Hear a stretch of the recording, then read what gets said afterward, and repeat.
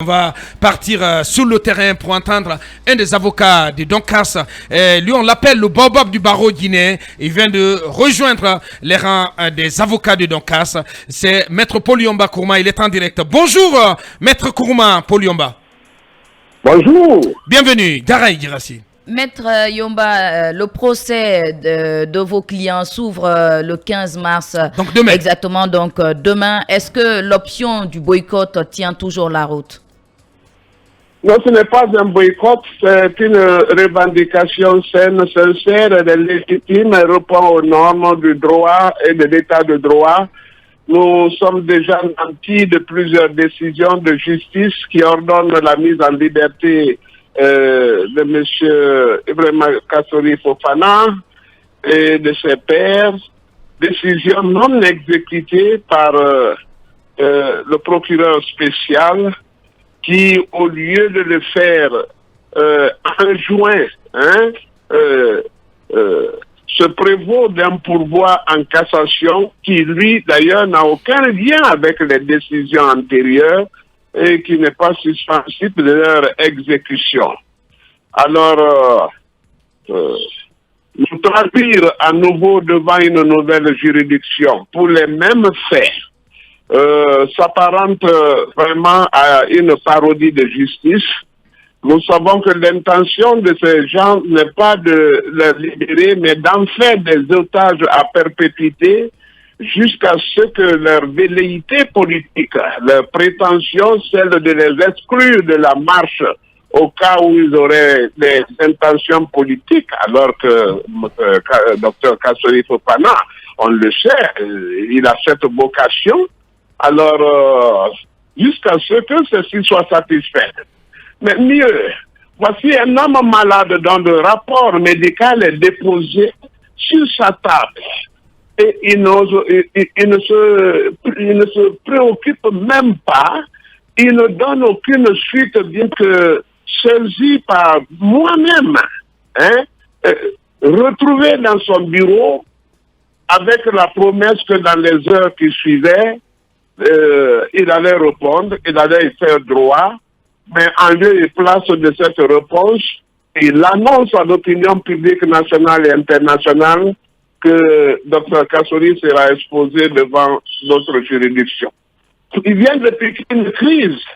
Il est sous soins intensifs. Il vient de piquer une crise, vous venez de dire. Oui, c'est-à-dire que d'autres pathologies se sont greffées encore. Et hier, ça fait déjà 72 heures, ça ne va vraiment pas. Et alors que je suis comme ça, dans sa clinique, et il est sous main de médecins. Alors personne, ni le ministre de la Justice chargé des droits de l'homme, ni le procureur spécial, personne à son chevet, et il court un danger, et nous sommes en présence de la non-assistance à personne en danger. Il est clairement recommandé que son transfert, mais là vous employez l'expression non-assistance à personne en danger. C'est quand même très fort comme expression. Mais c'est le moindre qualificatif qu'on peut attribuer.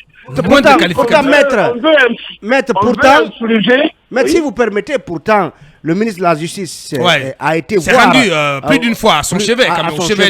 Et il a annoncé que leurs soins seraient entièrement pris en charge par l'État. Est-ce que vous pouvez parler de non-assistance à personne en danger? Le ministre de la Justice chargé des droits de l'homme doit le voir autant de fois qu'il se plaît. Autant de fois qu'il se plaint. Parce que le pire peut arriver à tout moment. Alors, on ne le souhaite pas du tout pour l'instant. Mais c'est ce que nous évitons.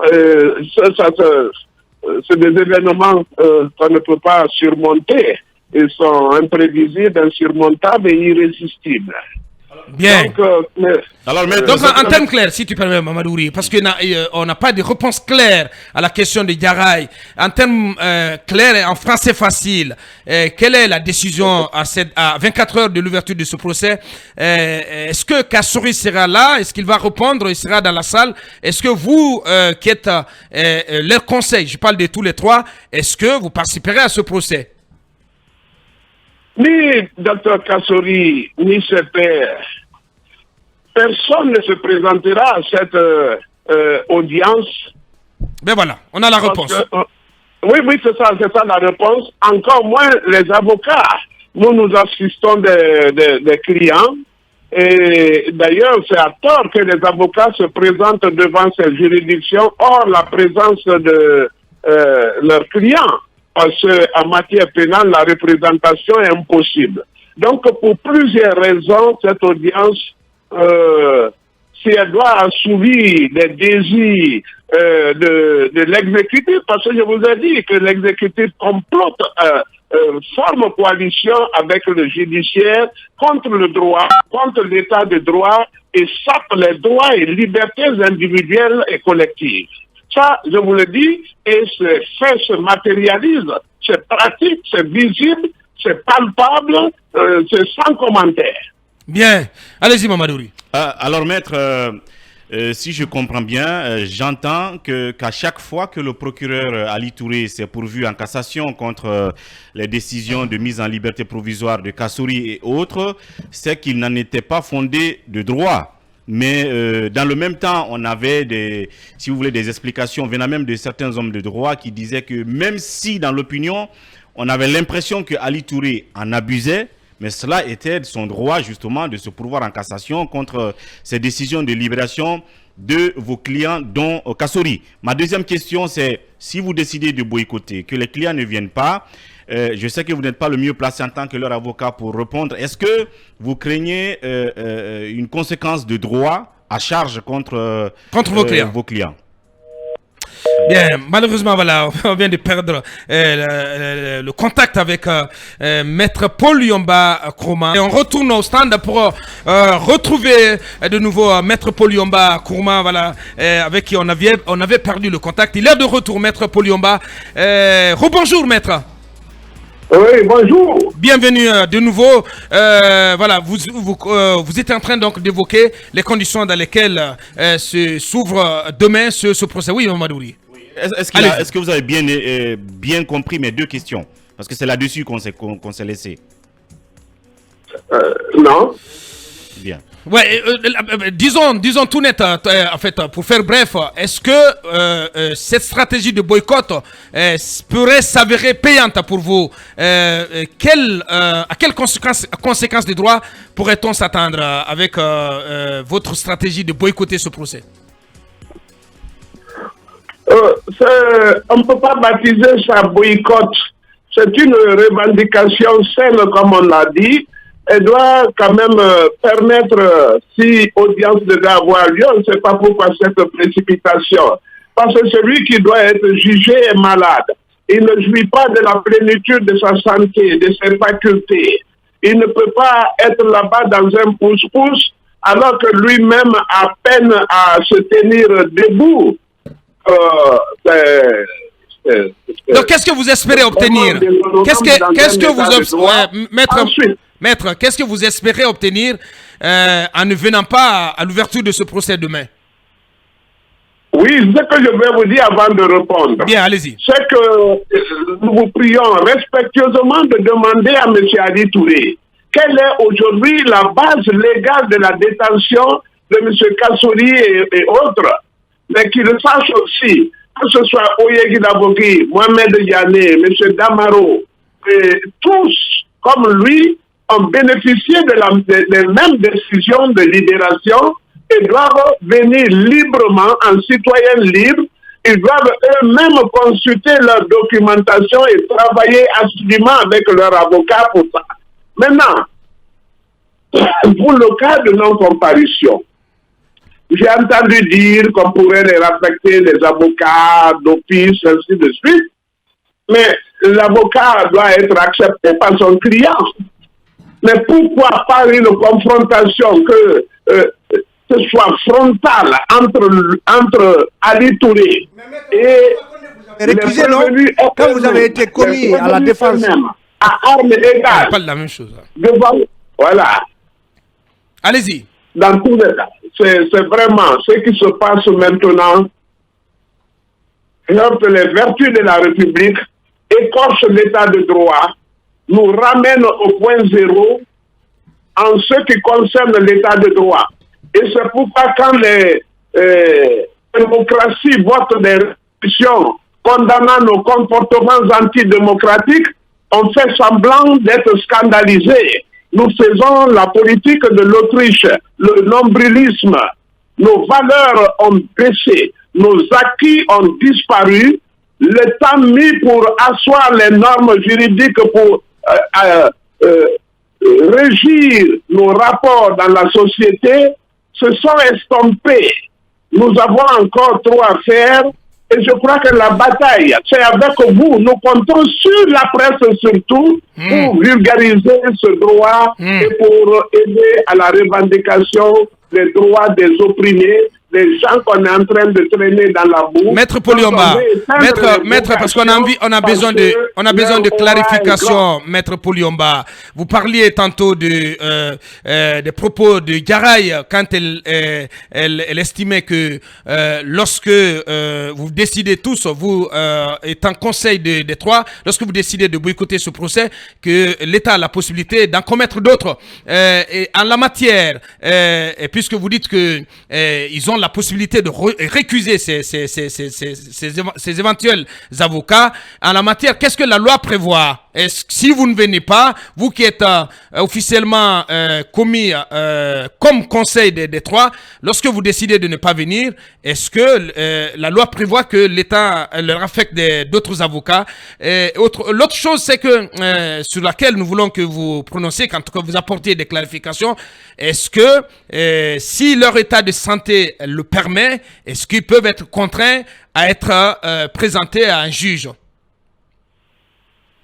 Est-ce qu'ils peuvent être amenés de force à la barre? Il faut savoir que tous les avocats sont indignés par ce qui arrive, par la non-exécution de décisions.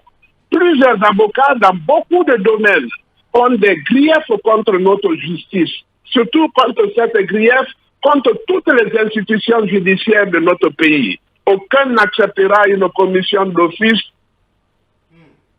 quand vous ne pouvez pas vous prononcer à leur place, maître. Constitués ont renoncé à cause de la violation de la loi. Ça, c'est côté. La commission d'office, elle est démise. Elle peut l'être. Mais et si le client refuse de recevoir l'avocat et se dise que son choix doit être respecté, je crois que... Vous n'avez pas accepté. Alpha Condé ne vous avez pas accepté en son temps, n'est-ce pas? Oui, j'ai défendu le professeur Alpha Condé. Il avait des hésitations parce qu'il se disait que c'était son adversaire qui lui avait envoyé des avocats. Et bien voilà. Donc, on pourrait se retrouver dans le même scénario, maître. Mais oui, mais non, pas. Non. À chaque cas, sa réponse. À chaque cas, sa thérapie. Eh ben. À chaque cas, sa stratégie. Eh bien. Donc, c'est pas de cas similaire. Non, mais... Oui, c'est ça. Oui, Kaby. Non, mais j'allais demander, maître, et que dit la loi expressement là-dessus, sur la commission d'avocats d'office? Il a dit que lorsqu'un citoyen n'a pas de moyens, il n'a pas d'aide juridictionnelle, lorsque son procès impose une défense, dans tous les cas, il faut une défense, le bâtonnier de l'ordre des avocats commet d'office avocat pour lui. Et là, l'État s'en charge, en ce qui concerne les honoraires, les émoluments et autres. Bien. Bon, est-ce qu'un client qui décide de ne pas venir à la barre, et si son état de santé, alors que son état de santé le lui permet, est-ce qu'il peut être contraint par la loi d'être présenté à un juge? Ça dépend du mode de régime dans lequel nous nous trouvons. Parce qu'il y a des régimes très respectueux de droit, de l'état de droit. Nous n'en faisons pas partie. la contrainte. Je crois Maître, Maître, nous ne faisons pas partie des pays états de droit. Non, on n'est pas éligible. Eh ben, voilà. Ouais. Dernière question, Lincoln. Il ne manquait que ça. Maître, je me suis posé une question dans ce studio. Dernière question. Aujourd'hui, je voudrais savoir à quel titre Kassori et compagnie sont détenus après toute décision de justice en leur faveur et après avoir épuisé leur mandat de dépôt. Veuillez reprendre, s'il vous plaît. Je dis, Kassori et compagnie ont épuisé leur mandat de dépôt. Ils ont bénéficié de liberté et de la part de la justice. Alors, cela n'est pas appliqué. À quel titre sont-ils détenus aujourd'hui? Très bien. Voilà une question. Non, c'est très important. Parce que voici, le renouvellement de leur mandat n'a pas été effectué. Et ceci devait intervenir chaque 4 mois. Or, ils ont doublé, ils sont en train de tripler. Hein? Donc, ça veut dire qu'ils ne sont plus pensionnaires de la maison centrale. L'administration pénitentiaire n'a aucun droit de les recevoir et de les garder. Alors, c'est une détention arbitraire. Et normalement, le code de procédure pénale dit que le magistrat qui a omis ou refusé de renouveler un mandat de dépôt est susceptible de sanctions disciplinaires. Et cela n'a pas été observé en ce qui concerne leur cas. Ils sont en captivité, ce sont des otages. Eh ben, ce sont les otages captivité, de la maître. République. Oui, c'est ça. En captivité. Oui, c'est ça. Ils sont en captivité. Mon Dieu. Voilà, c'est comme ça qu'on l'aime, hein. Maître Paul Yomba Kourma, un des avocats de Doncass, qui était en direct. Voilà. Dans la troisième partie, nous partirons aussi du côté de l'État, parce que l'État aussi a commis des avocats, entre autres, l'un d'entre eux qui va prendre la parole, et nous partirons aussi vers Maître Salifou Biavogui qui va s'exprimer. Grand merci à vous, Maître Paul Yomba, merci d'avoir répondu à nos questions ce matin. L'info à retenir, c'est que les accusés Kassori, Mohamed Diané et Oye Guilavogui et leurs conseils ne se présenteront pas à l'ouverture du procès, de leur procès donc prévu pour demain, mercredi.